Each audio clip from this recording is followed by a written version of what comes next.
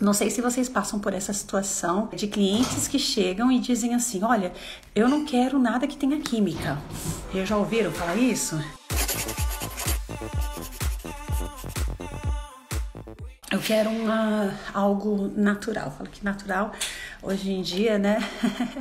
Tudo é química, nosso corpo é química. A água que a gente bebe, H2O, é química. A gente usa desodorante, a gente usa creme dental, a gente usa um filtro solar. Tudo são substâncias químicas e tem muitas pessoas com uns conceitos errados. Então, hoje, eu vou dar uma introdução na parte de química, para a gente poder encaixar essa informação, para ver, né, se realmente faz sentido a gente estudar ou não a química. Quando a gente estuda a parte de química, a gente tem que estudar os íons, né? Nós temos ali o íon positivo e os íons negativos. Deixa eu ver aqui. Aqui, achei, muito bem. Então, nós temos ali o que é positivo, que é chamado de catiônico, ou cátion, né? E o negativo, que é o ânion, que é o negativo, tá? Então, nós temos dois tipos. A gente também falou sobre cabelos que a gente precisa. O cabelo não tem carga, ele passa a ter carga depois que a gente agride. E quando a gente agride, o que é agredir? Às vezes o agredir basta um shampoo aniônico, tensoativo aniônico forte. Então, olha só como a química se encaixa o tempo inteiro. Quem é um shampoo aniônico forte? Na verdade, não é só o ativo, mas o quanto se usa dele. Então, há países que usam, a gente usa lauril éter sulfato de sódio, né? Que a gente chama de LES. E há lugares que usa lauril sulfato de sódio. Então, tem outros que usam um percentual pequenininho, outros usam por volta aí de 15, 20, 30%. Então, dependendo da quantidade que é usada esse tipo de tensoativo aniônico e qual o objetivo da formulação, você também vai deixar esse cabelo com essas cargas negativas. Então, por isso que quando eu estudo química, eu consigo entender a reação dos cosméticos no meu cabelo. Quando eu estudo a tricologia com a química, eu tenho uma combinação perfeita, porque eu já entendo qual é o mecanismo de ação daquele cosmético e como é a reação, se o cabelo tem carga, se ele não tem carga, se o cabelo é positivo, se ele é negativo, se ele tem pH, se ele não tem pH, se é ponto isoelétrico. Então, aí eu consigo juntar as duas coisas. Então, como nós falamos aqui, quando eu falo de coloração, muitas vezes eu falo, eu preciso deixar, é o caso da overdose color, que muita gente me pergunta, mas como é que você consegue colocar a cor e tirar a cor? Eu tiro bem fácil quando eu quero, eu não comecei a tirar agora, mas já comecei o processo mais lento, porque eu tô com uma outra ideia aí da cor que eu quero usar, mas eu tô indo aos poucos, porque senão fica muito tempo, como eu tô fora, tô na Espanha, eu não trouxe o overdose color, eu não quero ficar com a cor feia, né? Não quero ficar com a cor muito desbotada. Então, eu tô usando um intermediário, não estou usando um tensoativo aniônico forte. Eu tô usando um intermediário entre a linha No Pull, Low Pull. É uma linha onde eu tenho tensoativo mais suave, mas ainda assim é um tensoativo aniônico com cargas negativas que consegue remover bastante essa máscara catiônica, só que ele é mais suave. Então, quando eu quero tirar, eu tenho que usar o quê? Um tensoativo muito mais forte, que muitas vezes é aquele que você já usa no seu lavatório e você não sabe, é o que a sua cliente usa em casa e você não sabe. É por isso que eu digo que quanto mais a gente estuda, melhor a gente compra produtos, melhor a gente indica produtos e melhor ficam os cabelos dos nossos clientes.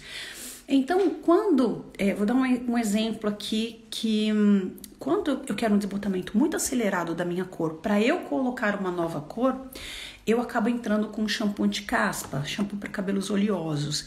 Por quê? Porque ele tem um tensoativo muito mais forte, que a ideia é poder fazer a remoção não somente dessa sujidade, mas dessa carga lipídica alta. Então, para ele poder carrear, para ele poder levar embora, para ele poder tirar essa sujidade, eu preciso de um tensoativo um pouco mais forte. Então, quando eu quero desbotar muito bem o meu cabelo, eu preciso usar esse tensoativo mais forte para poder fazer esse tipo de remoção.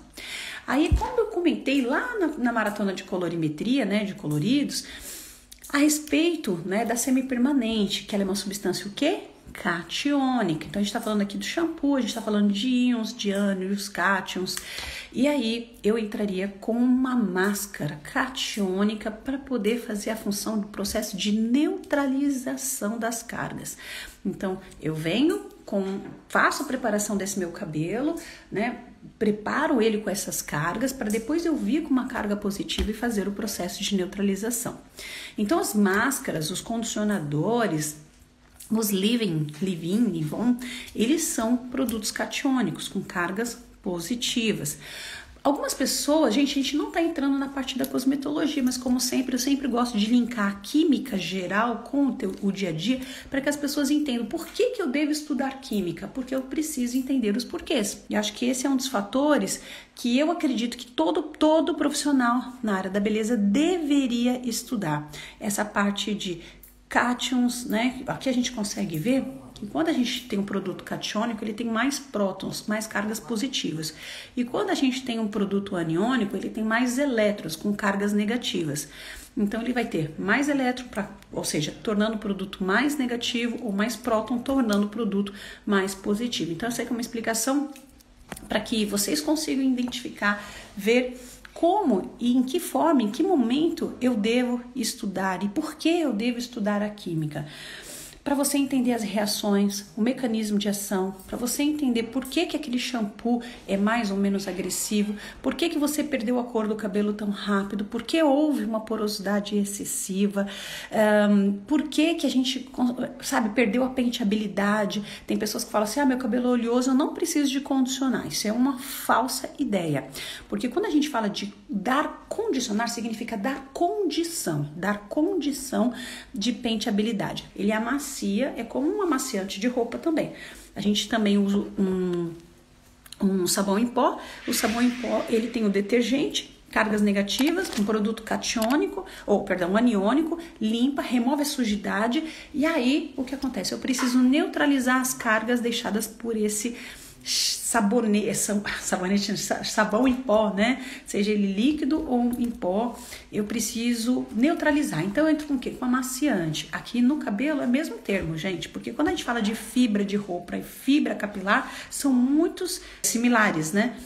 Então aí eu tenho que neutralizar essas cargas, porque já tiveram aquela sensação, não sei quem já teve esse problema aqui, de lavar um cobertor, e aí você lava esse cobertor e, esqueceu de colocar o amaciante ou colocou só um pouquinho porque não tinha muito amaciante na sua casa. É simplesmente, para mim, insuportável tocar naquela fibra dura. Então eu gosto do cobertor muito amaciado.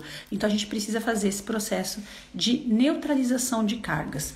Será que vocês reconhecem esses elementos químicos?